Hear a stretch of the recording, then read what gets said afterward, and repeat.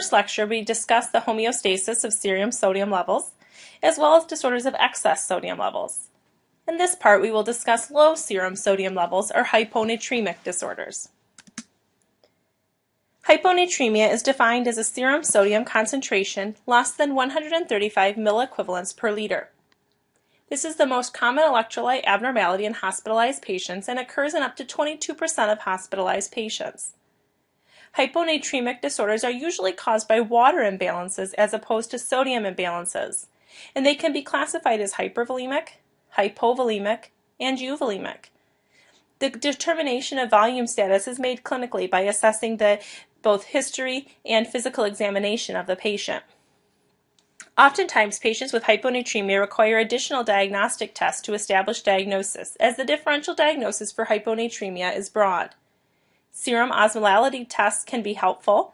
Serum osmolality can be low, normal, or high, as opposed to patients with hypernatremia who had high serum osmolality levels. The most common serum osmolality associated with hyponatremia is low serum osmolalities. As you recall, serum sodium concentration is the main determinant for serum osmolality. So if you have a decreased serum sodium concentration, that would most commonly result in low serum osmolalities. Patients that have this most common low serum osmolality may require measurement of urine sodium levels. This can give information as to whether or not the kidneys are responding appropriately. If the kidneys are responding appropriately, they would be retaining sodium from the urine to help increase serum sodium levels. An inappropriate response would be excretion of sodium within the urinary system.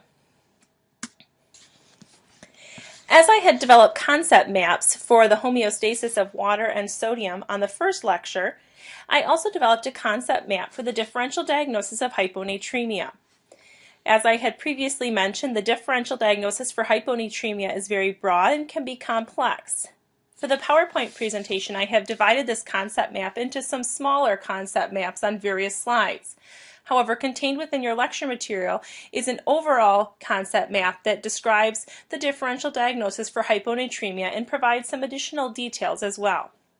We will begin by talking about hypovolemic hyponatremia.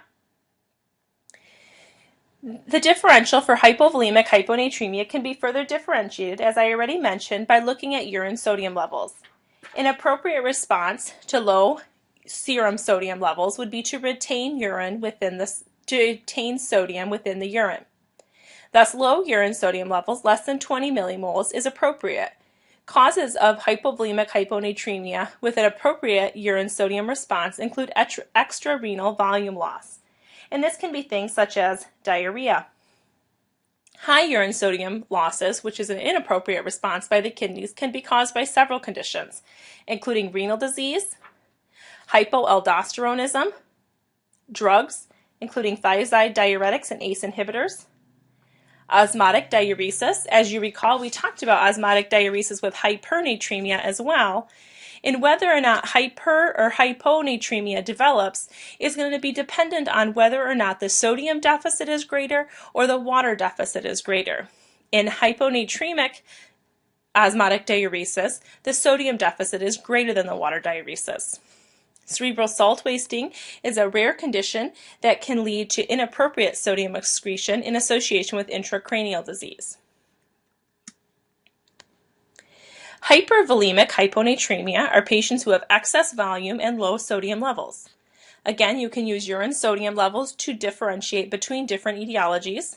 High urine sodium levels or inappropriate urine response is associated with acute or chronic renal failure. Low urine sodium levels can be associated with edematous states such as nephrotic syndrome, cirrhosis, or cardiac failure. In these situations, the kidneys are appropriately retaining sodium.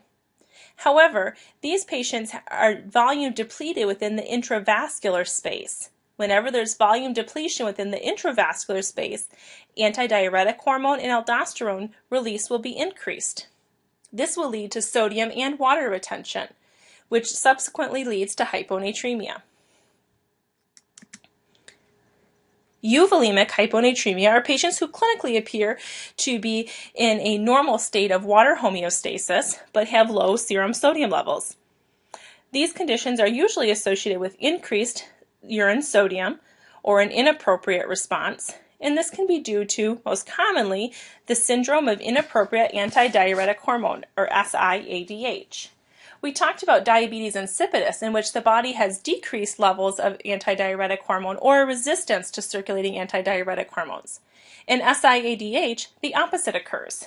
This can be caused by many different etiologies, including central nervous system disorders, pulmonary disorders, malignancies, medications.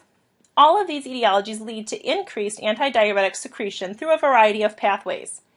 This will then lead to decreased renal excretion of electrolyte-free water, which expands the extracellular volume and decreases sodium levels. The reason why these patients are euvolemic is because that increased extracellular volume triggers decreased aldosterone release, which leads to urinary sodium excretion, which further decreases sodium levels, as well as decreased extracellular volume, which brings their volume status closer to normal. Other causes of euvolemic hyponatremia include hormonal causes such as thyroid disease and/or glucocorticoid deficiency, and many other conditions that are listed there.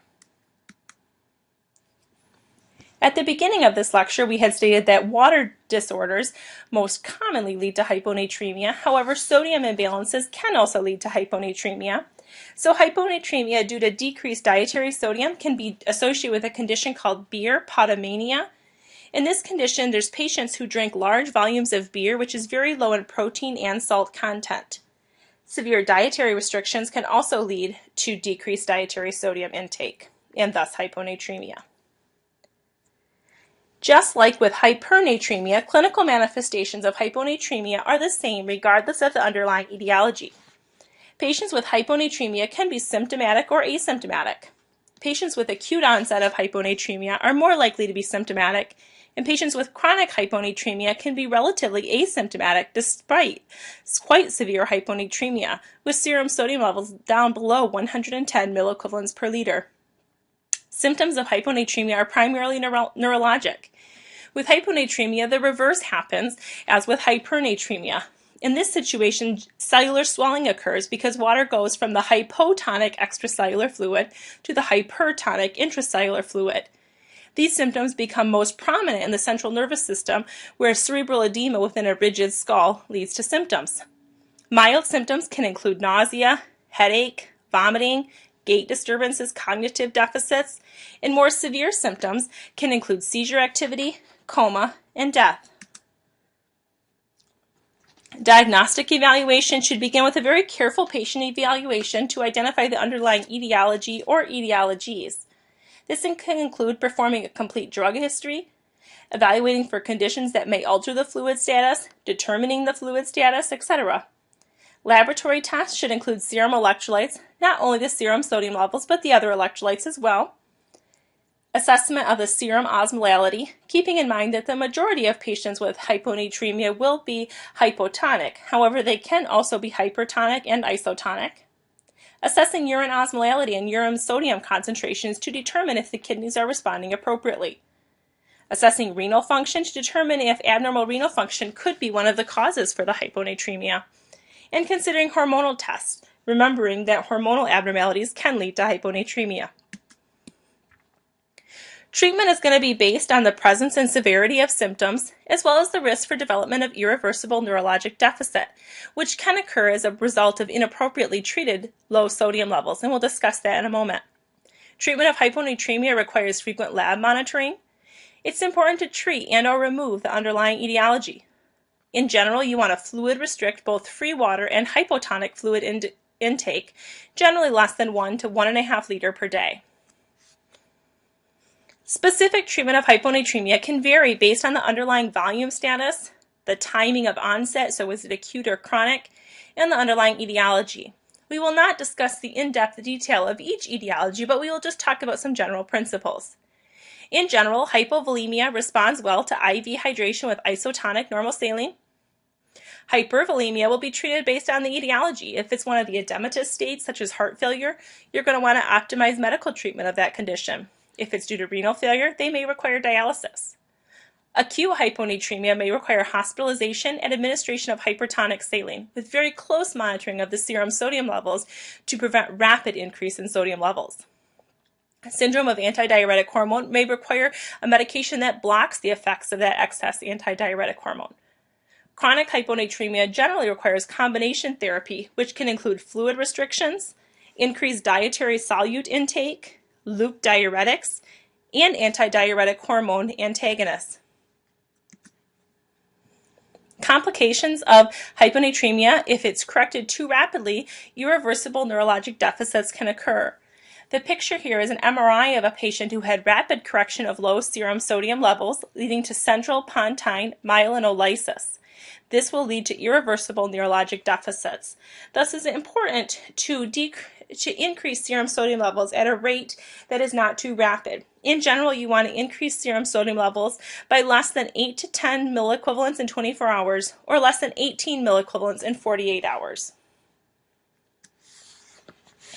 And now for a discussion question. Hyponatremia is most commonly associated with what type of symptoms? A, neurologic, B, cardiac, C, musculoskeletal, or D, dermatologic? And the answer is neurologic. Hyponatremia is most commonly associated with what type of serum osmolality levels? A, high, B, normal, or C, low? And the answer is C, low, keeping in mind that hyponatremia can develop with high or normal serum osmolality levels as well. And we now have some time for discussion questions before moving on to part 3, where we discuss serum potassium disorders.